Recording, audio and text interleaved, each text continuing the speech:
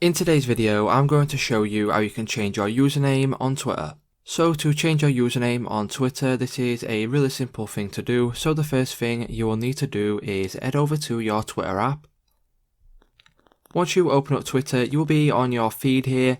And from here, what you need to do is go to the top left hand corner of your screen and select your profile picture.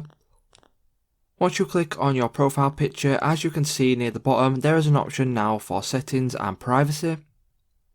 Once you click on settings and privacy, the option we will need to click on is account.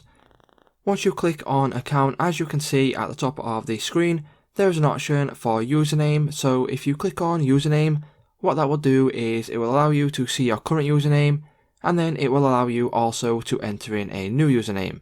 So once you enter in a new username and it is available by showing a green tick right at the side, what you can do is simply click on done in the bottom right hand corner. And then once you click on done, that will mean that your Twitter account username has now changed. So it's just that simple to change your username on Twitter. If this video helped you out, please let me know in the comments, drop a like on the video, and I will see you in the next one.